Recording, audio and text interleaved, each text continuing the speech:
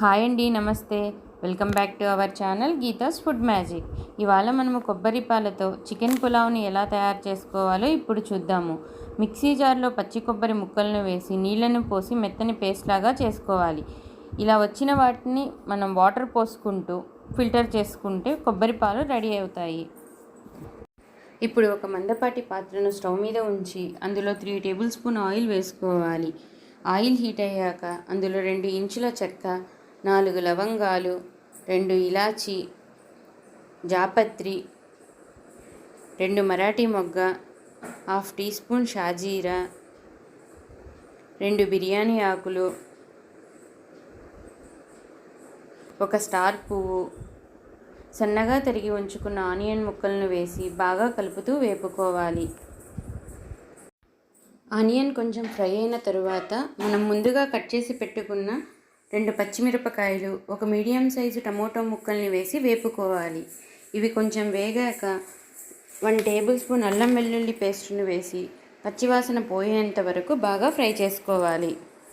అల్లం వెల్లుల్లి పేస్ట్ బాగా వేగాక అందులో మనం శుభ్రంగా కడిగి ఉంచుకున్న చికెన్ ముక్కలన్నింటినీ వేసి గరిటెతో ఒకసారి కలుపుకోవాలి.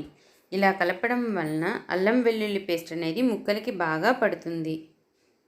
ఇలా కలుపుకున్న తర్వాత అందులో 1 tablespoon salt, 1/2 teaspoon పసుపు, 1 టీ స్పూన్ కారం, 1/2 టీ స్పూన్ జీలకర్ర పొడి, 1/2 టీ స్పూన్ మిరియాల పొడి, 1/2 టీ స్పూన్ గరం మసాలా పొడి.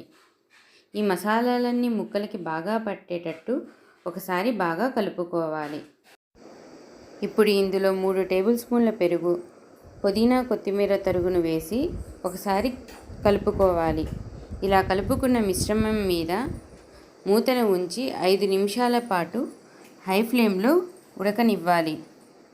5 నిమిషాల తర్వాత మూత తీసి చూస్తే చికెన్ హాఫ్ ఉడుకుంటుంది.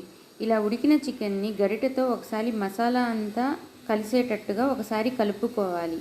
ఇలా కలుపుకున్న తరువాత మనం 20 నిమిషాల ముందు నానబెట్టుకున్న బియ్యాన్ని ఇందులో వేసుకోవాలి. బియ్యానికి ఎసురుగా నేను ఇక్కడ 2 గ్లాసుల కొబ్బరి పాలను వాడుతున్నాను. అలాగే 2 గ్లాసుల మామూలు నీళ్ళను కూడా పోస్తున్నాను. మొత్తంగా నేను 2 గ్లాసుల బియ్యానికి 4 గ్లాసుల వాటర్ని పోసుకున్నాను. ఎసురులో కారం తక్కువగా ఉండడం వలన 3 పచ్చిమిర్చి చీలికలను వేస్తున్నాను.